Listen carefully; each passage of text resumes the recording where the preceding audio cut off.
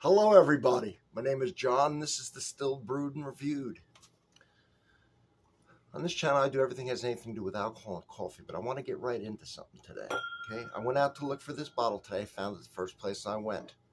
Traveler Whiskey, blend number 40, very simple label. Behind it, if you see behind the bottle here is a map. It's a map of the Bluegrass area, part of the Bourbon Trail where Buffalo Trace is located. It's got some of the major roads, trails, and rivers. Streams, I should say. This is a collaboration, right? It's Buffalo. It's a collaboration. Let me look at something. It's 90 proof. Yeah. It's a collaboration between Chris Stapleton, a country writer, singer, songwriter, producer, and the master distiller of Buffalo Trace, Harlan Wheatley. Harlan Wheatley has a chemical engineer degree from the University of Kentucky. As many master distillers do, they will have chemistry degrees, biology degrees, a lot of times both. He started at Buffalo Trace in 2005, 19 years ago. I'm looking at some of these people talking about this whiskey, maybe want to go out and get it, and just took a shower. Now I'm going to relax and enjoy a glass of whiskey before I go to bed. And what are they saying? Well, Chris Stapleton doesn't even drink. Let's talk about it for a second. I'm going to take my time with this video, okay? We're going to go into it a little bit because I'm learning as you are, and I know some things. My credentials are well documented throughout other videos. We're not going to go over them today, but Chris Stapleton doesn't drink, a lot of people say. All right, so let's talk about Chris Stapleton. Chris Stapleton drinks. He's cut down on his drinking now that he's 45 and has a lot of other responsibilities. If you were to go in Chris Stapleton's house, the first room you would enter has over 200 bottles of bourbon in it. Okay, he enjoys bourbon.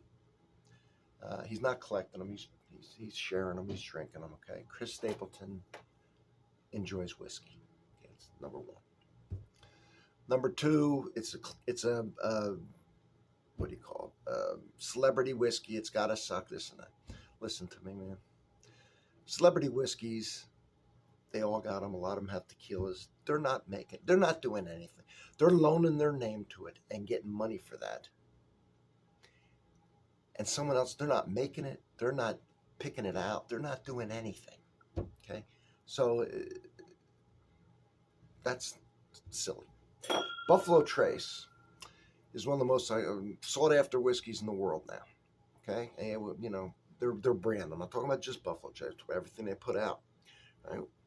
Started in 1792, right, by E.H. Taylor.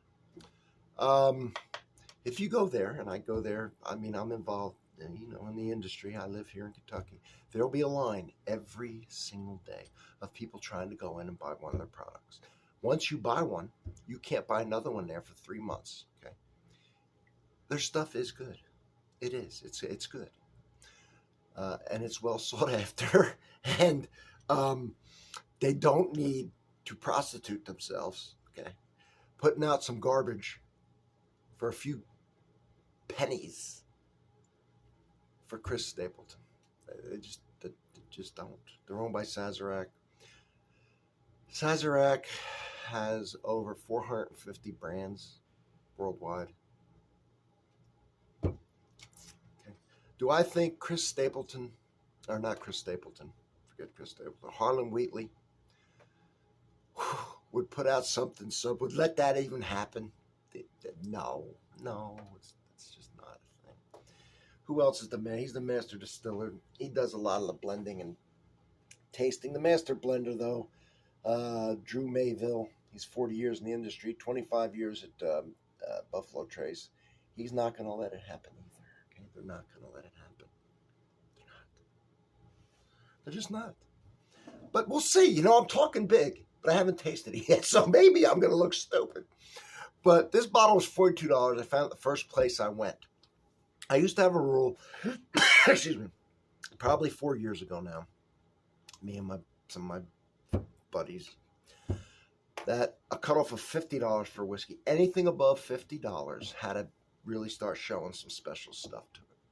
It was just a false cutoff line I made.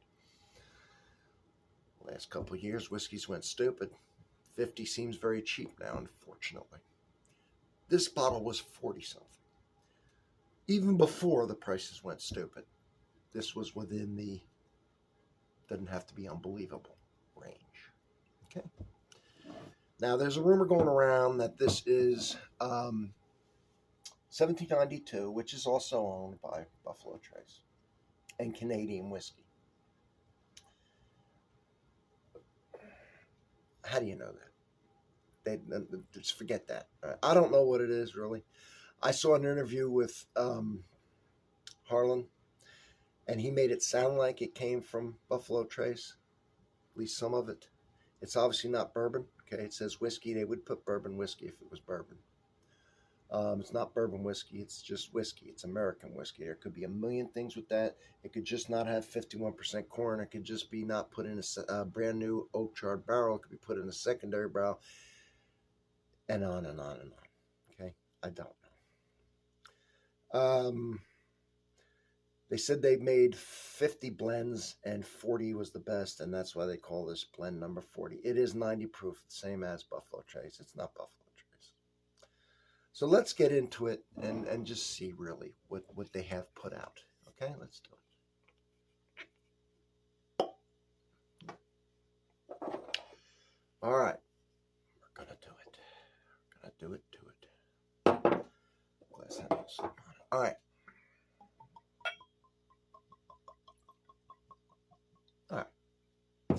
So, there it is. Okay, well, see, let me tell you this. I don't generally rate whiskey or anything I review. I review everything as anything to do with alcohol and coffee, and here's why. Let's say I'm doing a scotch and it has an iodine element to it. Right? That's common. It goes very well with oysters, by the way. But I don't like the iodine taste, and I say it tastes horrible. It's awful. But what if someone does? So what would be wiser to do, see, would be to say, oh, this has iodine for those of you who like it or don't like it. It's strong, it's medium, it's light. And go on like that. And let you decide based on what I'm saying, whether or not you think that's something you would have. That's just my opinion, all right? I'll tell you if there's anything off as far as that's not supposed to be in whiskey. But there's a big range of what could be in it. Now, I just smelled it.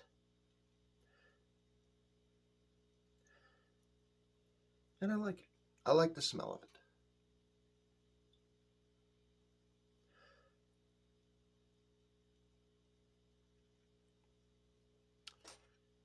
It smells sweet, okay?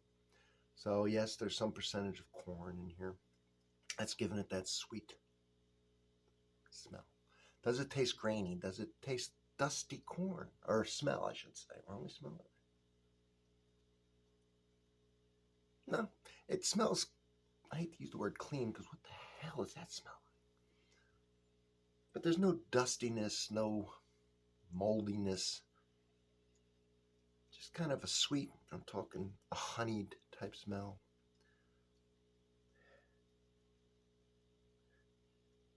Underlying grains, but not overpowering, not like a very young whiskey. Just in there adding their essence to it. And fruity, and I kind of like that. And everybody gets different on the fruit, okay? I'm getting kind of an apricot, peachy type thing going on. And I smell wood. I smell wood. And if you want to really dig into it, there is some spiciness to it. There's a little bit of cinnamon. So, I find the nose pleasing. I'm going to do an acclimation sip, and then I'll go in for the actual tasting of it.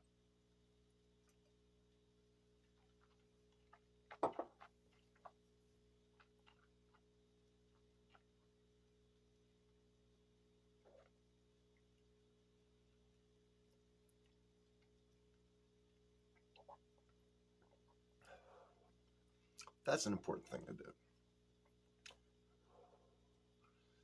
Take an acclimation sip. Take a sip, swish it around your mouth for at least 10 seconds. Do not swallow it. Let it burn a little bit. what you're doing is you're numbing pain receptors in your tongue, and you're opening up the taste buds. All right.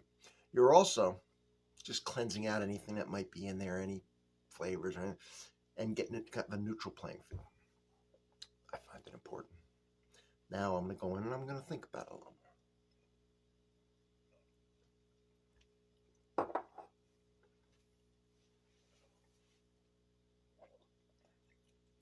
It has a sweetness. I said it smelled apricot, whatever else I said, but now it is pure, well, it's a strong cherry. Very cherry. And a little bit cherry cough medicine. A little bit. Not strong on the medicine, but it reminds me of a cherry cough medicine a little bit. But it is sweet. I'm getting the wood. I'm getting some of the tannin from the wood. Slightly bitter taste, balancing out the sweetness up front. Kind of like walnuts.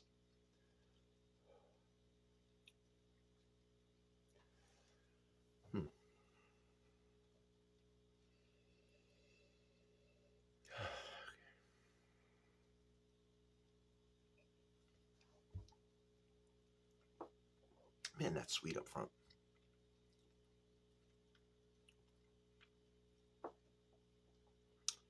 And that wood, maybe tobacco, a little bit of tobacco. And I'm going to call it quits there because I don't want to get too ridiculous. Now, I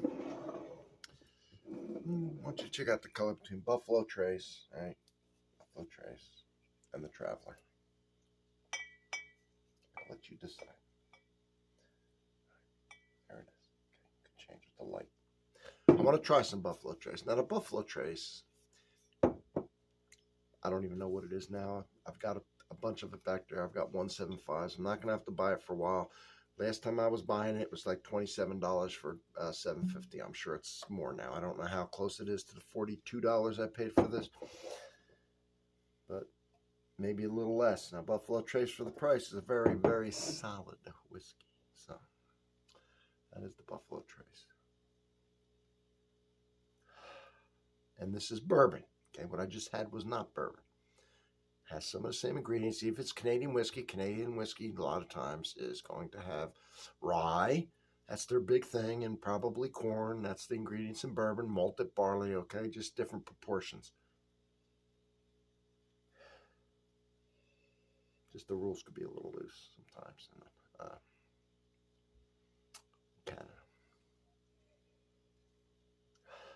Good old Buffalo Trace smell, you know.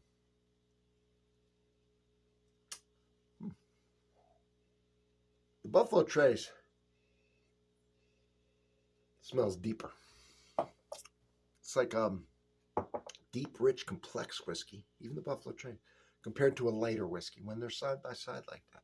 This is just the fun part here. I already gave the review on the other one. I just want to compare it to Buffalo Trace.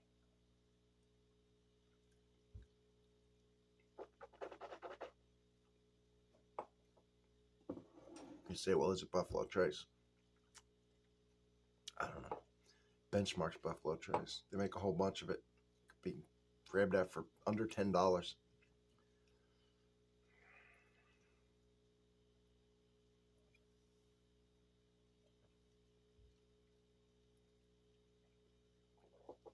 All right. I like the Buffalo Trace better, but here's the deal. It's not meant to be Buffalo Trace. It's not even meant to be bourbon, okay? Doesn't say it on there because it's not. They're both 90 proof, by the way. It's a little more, it's a little thicker. Buffalo Trace is. But this is lighter whiskey. It has the flavors I mentioned. It isn't bad. It's probably $5 or $10 more than the Buffalo Trace. I'd rather have the Buffalo Trace. But somebody who has a lighter palate, this would be a nice one to sip. I could certainly sip it neat all day long. It's lighter by itself, is very flavorful. Just, you know, Got a little overshadowed there. And that's, Buffalo Trace is one of the lower levels of Buffalo Trace. But I like the Traveler, the lightness, actually.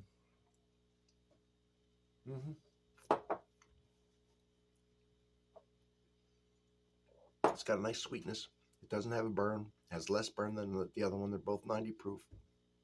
It just goes down smoother, less burn. A lot of flavors, but they're not as strong. They're subtle. So there it is. It's a very easy sipping whiskey. I find it fine. $42, 90 proof, Collab. I don't have a problem with it. All right, thank you for being here, and I'll see you on the next one. I want to get that out. I was excited to get this. I'll finish it. I'll get it.